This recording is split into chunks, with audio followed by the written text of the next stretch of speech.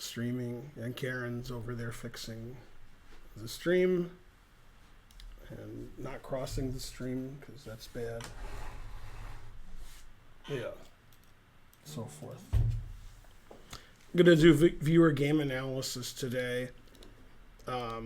You have to post your game in Discord, in PGN, and most of the time people don't post their games correctly, and I spend a lot of time trying to figure them out, and we're not going to do that this time. I'm just deleting them. So probably about 90% of the games will be deleted, and people who actually post in PGN, we're going to look at them.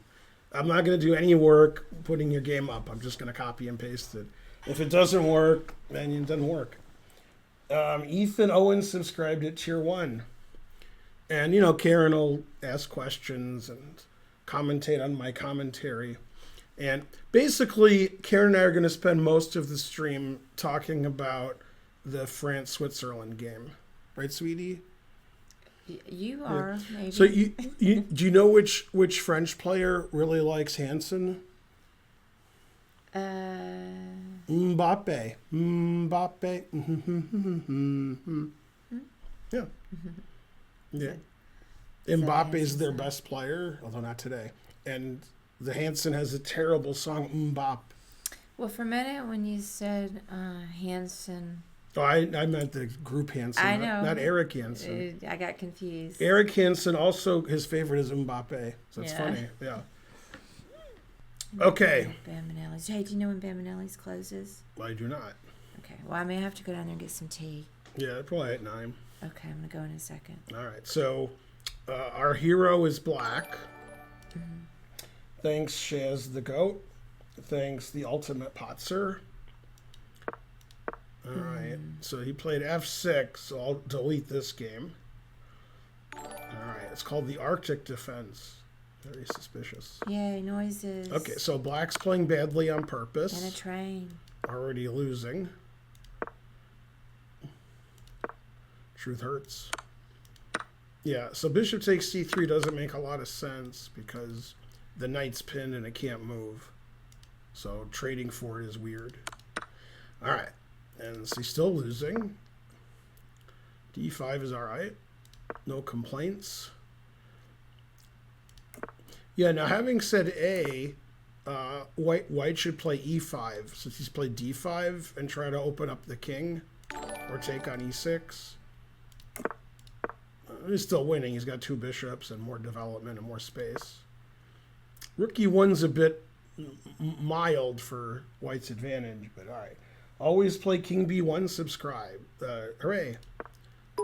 Knight g6 is legal. Curious Chimpanzee gave 200 centidues. So e3 isn't really an active square for the bishop. You don't want to play rook e1 and then play bishop e3. That blocks your rook. Bishop a3 is more aggressive, attacking the rook. And then there's pressure here. And then e5 is coming because you played rook e1. Well, you didn't. Your opponent did. So bishop e3 is sort of at odds with rook e1. It doesn't, then rook e1 doesn't really have a point.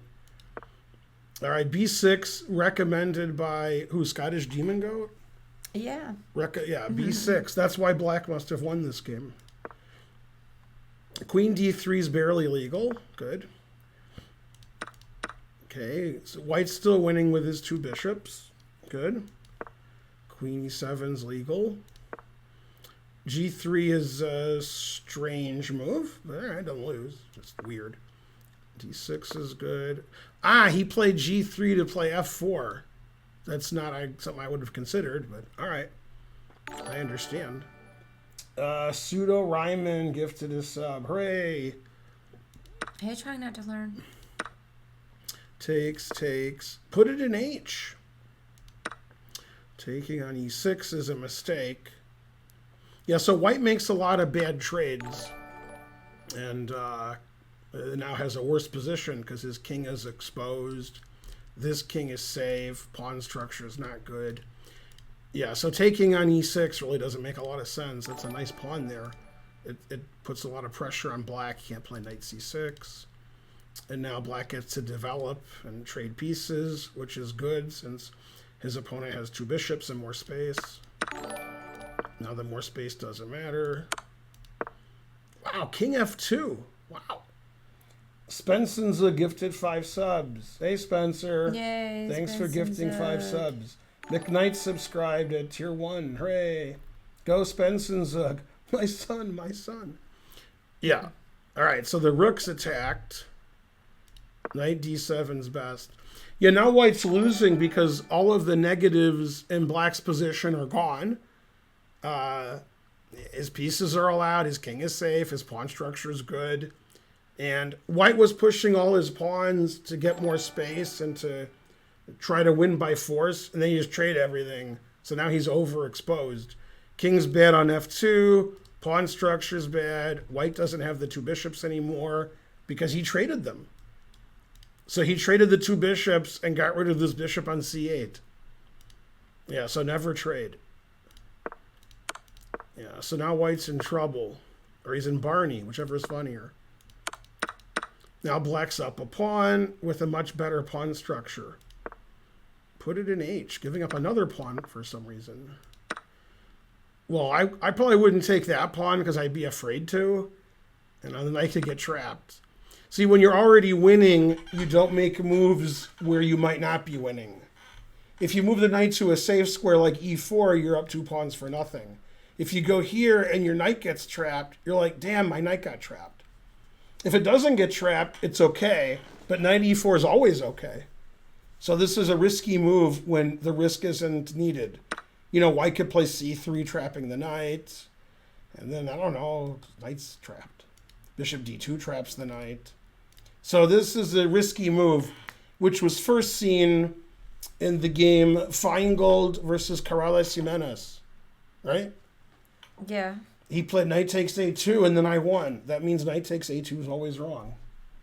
That's spurious reasoning. Thank you, honey. Any other donations? No, nothing. All right. There's a train. Yeah, I know. Yeah. We've been trained for a while. Okay, so he played h5, ignoring the knight on a2. All right. Yeah, so now black's winning again.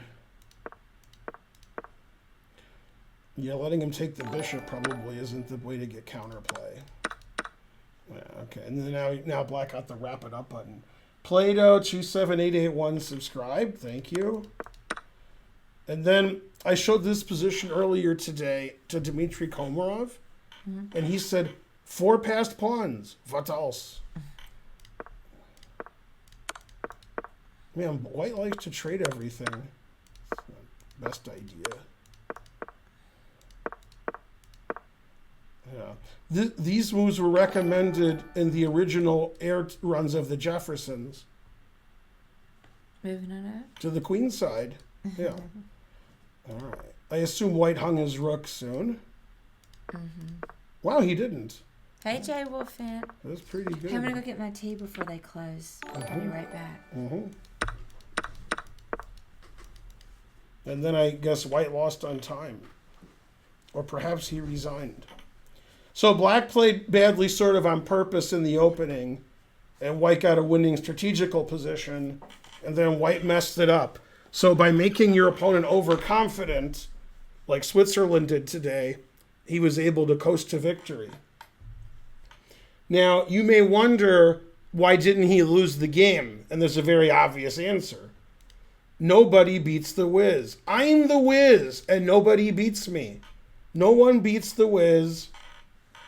Okay, so Dave the Wiz is rated 914, and his opponent's rated 919, and this is on chess.com.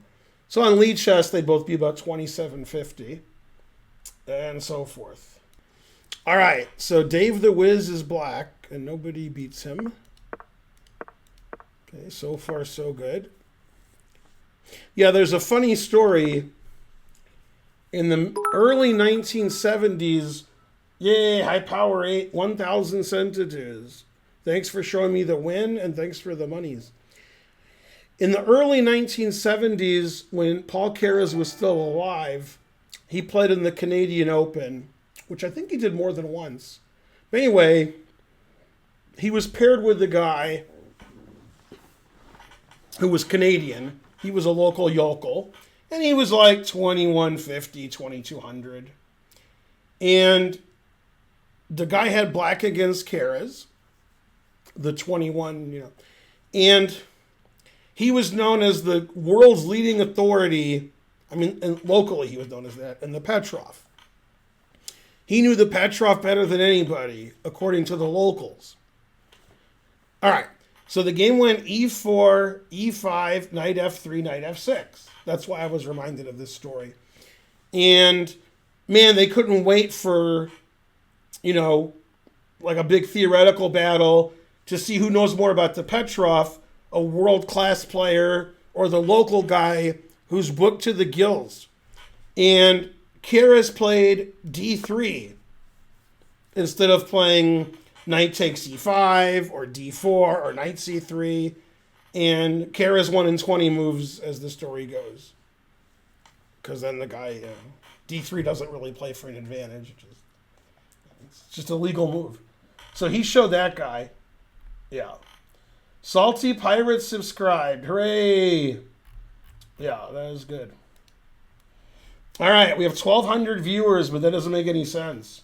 Did I get rated? Let's see. Let's see.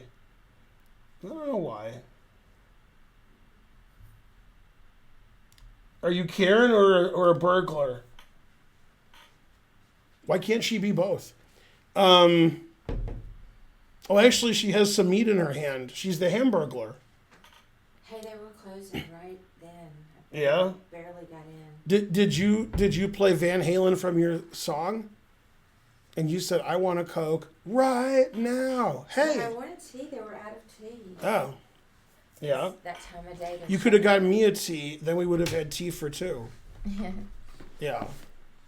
Man, after this, Karen's going to be coked out of her mind.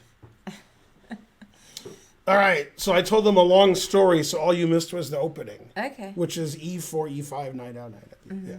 Okay. And when the guy lost to Paul Keres, his friends were like, dude, when he played d3, like, were you really upset? Because, you guys are Petra.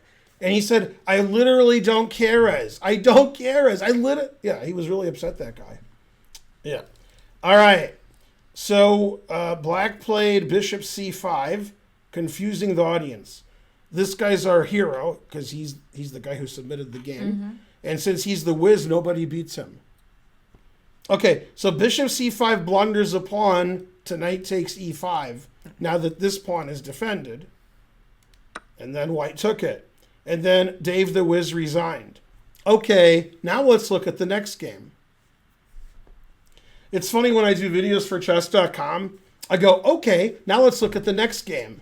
And then we cut, and then I do lots of nonsense, and then we go, okay. And this game, and then there's like a 10-minute pause while we're doing stuff. So, all right. So, breaking the fourth wall. Okay, knight c6. So we're going to transpose into your favorite opening. Unless white doesn't take. Yeah. What's your favorite opening? I don't know. Terrible. The Eric Rosen Gambit. That's correct. The Stafford Gambit. Right. Okay, so this is a main position from the Stafford Gambit. Now, one time at band camp, he played this. I had a guy play bishop g5 pinning my knight, but I didn't notice my knight was pinned.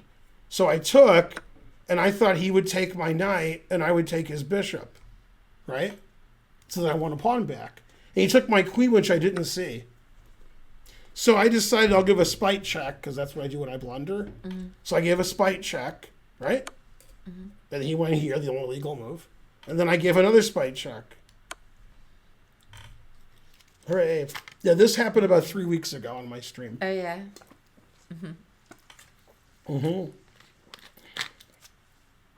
That's one of the many traps in the opening that beginners fall into. All right. So he played bishop e2. Good, good. Now you're supposed to play knight here, confusing the audience. I never play knight there because that's the only move that they know. Then if they take, you play queen h4, threatening mate, and the bishop. Anyway, it's all losing for black, but it's funny. Okay, so he castled. And now, white's just a pawn up for nothing. I've had black in this position several times. This is a very poor move. When you move your queen out really far, it's going to get attacked and harassed. So that's why normally she just stays in Buckingham Palace with lots of guards. Right? What now? Yeah, right. Yeah, it's too much coke. Doesn't knight G4 the queen trade queens by force? The queen D4. All right, so that's not a good move because it can get harassed. All right, and harassed it did. Now that move doesn't make a lot of sense because this pawn's hanging and the rook's hanging. So better would be C3, after which black would be PO'd. Or if you don't know this is called a knight, R2, D2. Then you could go here next move, or here, or C3.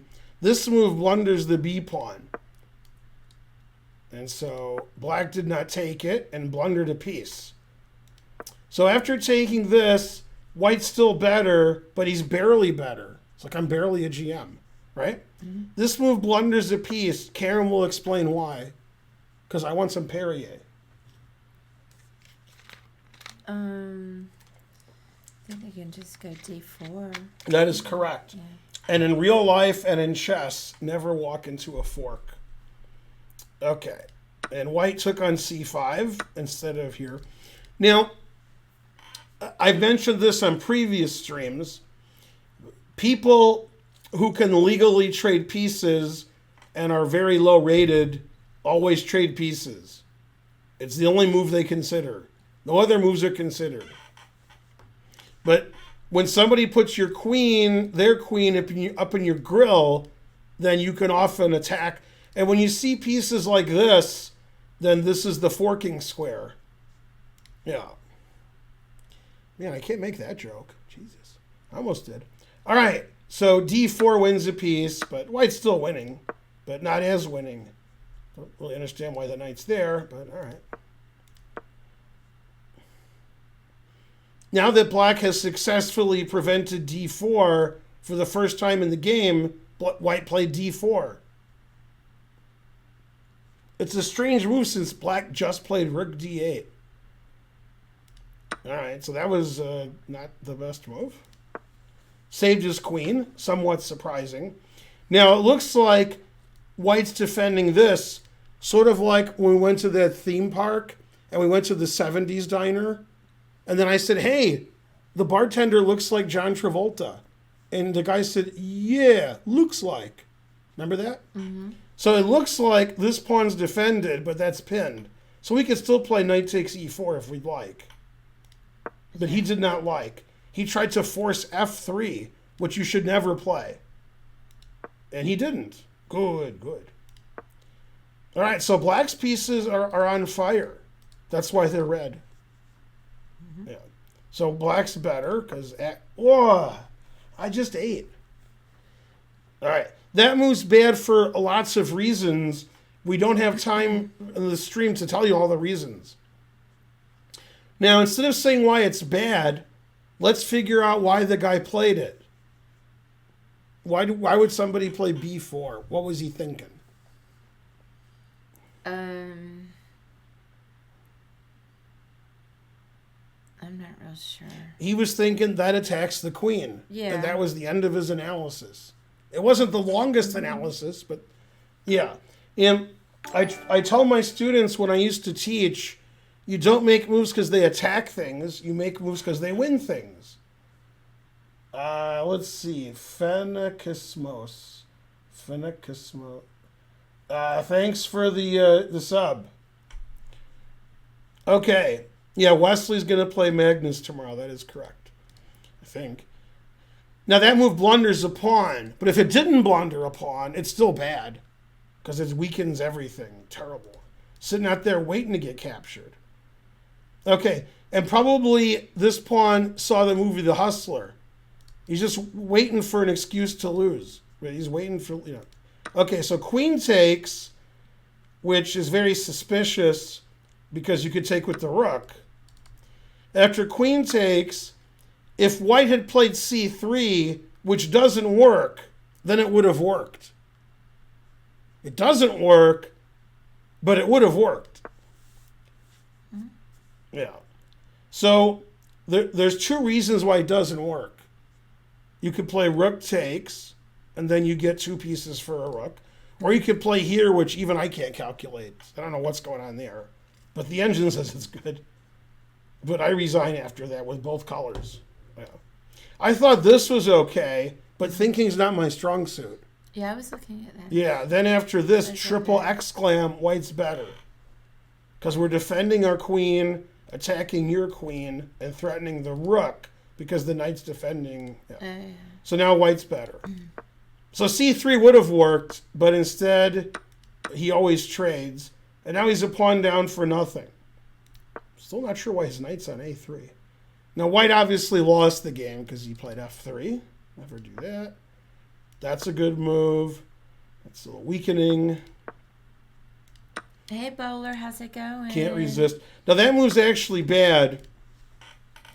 And that's because it's likely, based on the player's ratings, they're not able to look a few moves ahead. So he, with the horizon effect in effect, he took on a2 and he said, I want a pawn. 1975 computers would agree with him. Now, you don't want to trade this pawn for this pawn, because then white gets an active rook. This pawn's isolated and weak. Now, when white played f3, he defended e4, so this knight can't go anywhere of note, right? So what black should do is play knight d7. Then he could go 3 places of note. Yeah. These look pretty good. Yeah. But okay, he's just like, I see a pawn. Okay, knight d4, missing a skewer. Now, one time, Karen and I were eating in a Lebanese restaurant, and Karen missed a skewer, and we ended up in the emergency room. Man, tough. Harsh. Wait, who missed the skewer? I don't see a skewer. Well, you got to find Is it. white has Yeah, one? yeah. Oh. Karen missing the skewer again, but not going to the ER. Yeah. Thanks, Mr. Shankly. Shankly, ridiculous. Oh, maybe rook a1. Rook a1. Yeah. Then the bishop moves away. Then you take this pawn. The engine doesn't want to move the bishop away, so it plays rook d8 and still says white has good drawing chances. Yeah, now plays bishop e6. Okay, so, I mean, if my opponent's not going to play rook a1, I guess taking on e2 is right, after all. Now black's up 2 pawns for nothing. c5, knife f5, c4 trapping his own bishop, a very explosive move. And again, lower rated players often are very concerned about attacking things. c4 attacks a bishop, so he's going to play it. The consequences don't matter as long as he attacks the bishop. And this bishop isn't as active as it once was. Bishop e6 would have made more sense. Play c4 later. Right, now white just wins a pawn by taking the bishop and playing rook b1. But he didn't do that. He always retreats. Yeah, takes here, and then take the pawn. Hooray! All right, so instead he went here, not taking the pawn. Then he gave him another chance. Yeah, you got to play check. It's check. You have to. All right, then after here, he was like, no, I forgot the king would move out of check. All right, losing another pawn. It's hard to think 2 moves ahead. Thinking not his strong suit. Now black's up more pawns than atoms in the universe. Ugh, c4, terrible. Right. Now this pawn, sort of like the viewers of this stream, doesn't matter. And what matters is this pawn and Karen, right? So this pawn wants to promote, so the rook should go to d2. Then the pawn goes to b2. Then the rook does this, and then the Latins come in and say QED. This pawn, c'est pas différence. So here, Papa John's. Now, probably, like most people, black didn't like Papa John's. So he played rook here. But then he defended his B pawn. That's good, because that B pawn's important. Yeah. Right. All right, and then the wrap it up button ensued.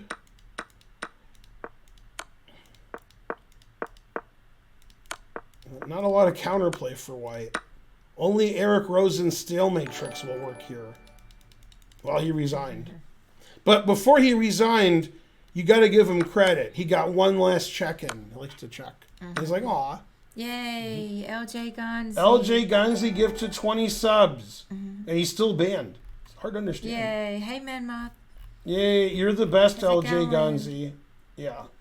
Go Wow, Dave. 20 subs is Go correct. Dave the Wiz. You guys are impressed by 20 subs. I'm impressed by 5 passed pawns ahead in the end game. Because I don't get to see that. When I'm up like 2 pawns, my opponents resign. 5 pawns. Well, I see it on the stream if I'm playing Bullet. Farty Party, 200 centitudes. The players in this game made typical mistakes that low-rated players make. So when you're taught chess, or you learn chess, or you read a book, or you play, you'll notice checkmating your opponent is a good idea. You'll notice taking their pieces for free is a good idea. You'll notice promoting your pawn to a queen is a good idea. However, if you can't do those good ideas, you guys make up your own good ideas. Such as, I'll put them in check. I'll trade pieces. I'll threaten their piece and hope they don't see it. And every move is like that. Then when they see it, you're like, damn. The move that made the least sense in the game, if that's possible, is knight e7 check. Because after knight e7 check, I'm going to play king f8. And then he's like, oh, well. I mean, then he just gave another pawn away. So that didn't make a lot of sense. Yeah, it's a weird move. And then, he pawns left. Yeah, what? Need some pawns. Yeah. All right, good game except for one thing.